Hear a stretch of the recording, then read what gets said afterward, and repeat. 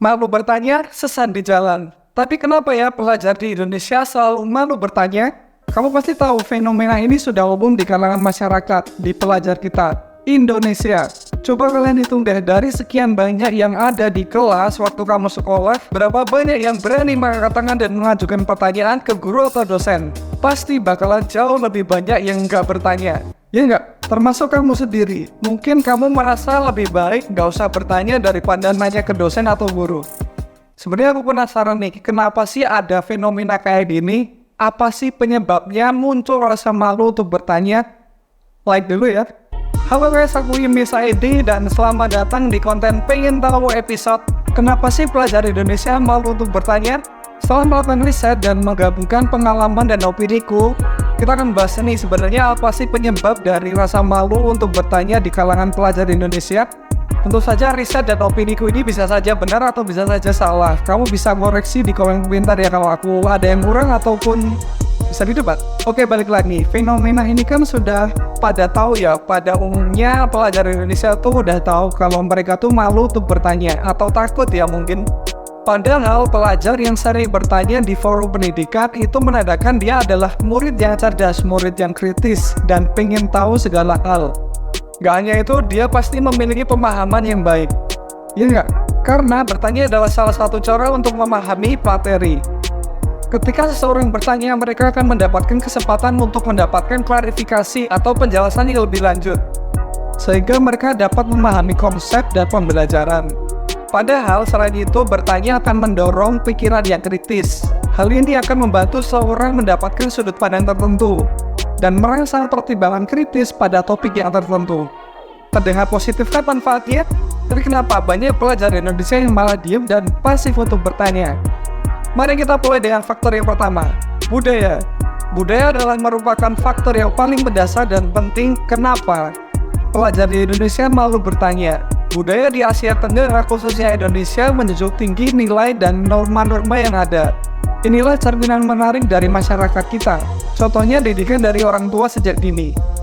Sejak masih kecil, orang tua mengajarkan harus menurut pada orang tuanya, menghormati orang tua, dan gak boleh melawan orang tua. Dari sudut pandang orang tua, anak yang dianggap penurut akan tidak banyak bertanya, gak akan menyusahin orang tuanya. Kalau Raja Jawa bilang, gak rewel ya, tapi buat si anak yang penurut akan sulit untuk membuat keputusan sendiri dan merasa tidak percaya diri. Nah, kemudian budaya yang dibentuk di rumah akan dibawa ke sekolah. Anak-anak akan menjadi terbiasa bahwa mempertanyakan orang tua adalah sesuatu hal yang tabu dan menimbulkan rasa takut kena marah. Ketika diberi sesi tanya jawab, malah diem. Ini dikarenakan budaya rumah yang dibawa ke sekolah tadi. Menanyakan sesuatu ke orang tua, rasanya tidak menghormati orang tua. Padahal dalam konteks ini adalah sesuatu yang berbeda. Kemudian ada lagi budaya yang ada di sekolah. Mungkin di beberapa kasus pelajar yang pintar nggak boleh bertanya. Murid yang pintar bisa jadi nggak disukai sama gurunya. Kok bisa? Tapi serius ini terjadi di beberapa sekolah. Jadi kalau ada pertanyaan, guru cenderung milih orang yang tidak lebih pintar dari murid yang biasanya dianggap pintar. Kemudian nggak hanya itu, budaya sekolah mengucapkan stigma negatif seperti kalau murid yang bertanya dianggap nggak memperhatikan. Pernah nih di suatu ketika waktu belajar matematika, aku nggak paham nih soal apa yang diterangkan. Padahal aku memperhatikan. Padahal aku ikutin materinya dari awal sampai guru menerangkan di kelas. Lalu aku beranikan diri untuk menanyakan hal yang nggak aku paham di materi tersebut. Tapi apa yang aku dapetin? Gurunya malah bilang, makanya kalau ibu menerangkan, harus diperhatikan. Meskipun akhirnya gurunya lanjut ngejelasin, tapi di situ aku langsung kicep tuh. Gak berkutik sama sekali, apalagi jadi perhatian di satu ruangan, gimana gak kena mental. Nah, ini adalah salah satu contoh yang menimbulkan benih-benih rasa malu atau takut bertanya di kelas atau forum-forum pendidikan. Gimana menurutmu? Biar gak terjadi kayak gini, makanya kamu harus subscribe channel ini. Nah, faktor berikutnya, murid memiliki kecemasan akan kritik. Jadi mereka mungkin merasa takut kalau nanti dikritik kalau bertanya. Maksudnya dari takut kritik ini adalah kalau mereka tampil di ruangan banyak orang gitu dan melakukan kesalahan, dianggap tidak memenuhi harapan-harapan mereka. Jadinya nanti timbul rasa, aduh kenapa sih kayak gitu, kok gitu aja nggak bisa, dan muncul pertanyaan-pertanyaan kritik lainnya seperti itu.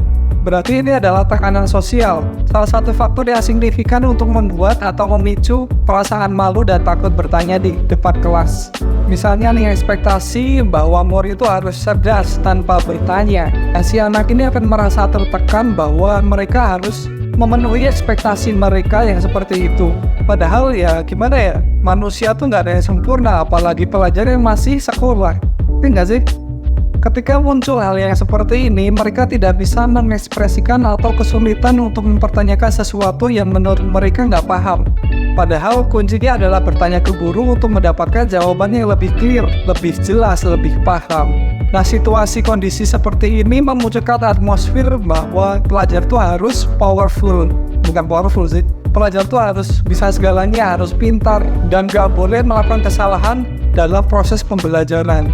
Padahal seharusnya di dunia pendidikan itu memperbolehkan siswa mengeksplorasi pertanyaan dan pertumbuhan anak-anak. Tapi kamu pernah nggak sih ngerasain pengalaman yang serupa kayak gini? Coba ceritain di kolom komentar.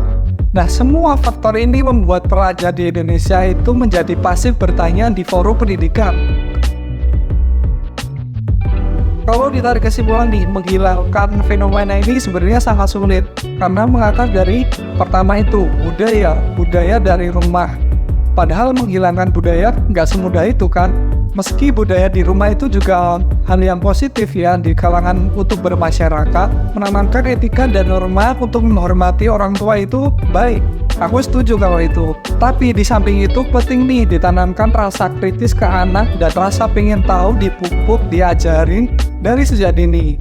Peran orang tua dan lingkungan sekitar menjadi hal yang penting untuk mempengaruhi si anak. Kalau sudah diedukasi sejak dini, pemikiran kritis akan muncul dan secara mindset akan terbentuk dengan matang. Tapi apa cukup gitu aja? Tentu saja enggak. Pemikiran kritis dan rasa ingin tahu untuk bertanya adalah hal yang harus dilatih secara terus-menerus. Ibarat pisau nggak dilatih akan tumpul dan nggak tajam. Dengan seringnya bertanya, pelajar akan terbiasa untuk melatih mereka dalam hal bertanya. Pertanyaannya akan jadi lebih tajam dan kritis. Dan secara nggak langsung mereka akan menanamkan rasa percaya diri untuk melemparkan hal-hal yang mereka ingin tahu. Oke guys, itu adalah pembahasan episode kali ini. Maaf kamu gimana? Mungkin kalau ada yang kurang kamu bisa komen di bawah selain faktor-faktor yang aku sebutin tadi ya. Menurut kamu di episode selanjutnya pengen bahas apa lagi nih? Terima kasih udah nonton video ini teman-teman. Kalau kamu suka video ini, like dan share. Dan kamu bisa subscribe channel ini untuk mendapatkan informasi yang kayak gini di konten-konten selanjutnya. Oke udah ya, sampai jumpa di video selanjutnya. Aku Iming Saidi, stay positif.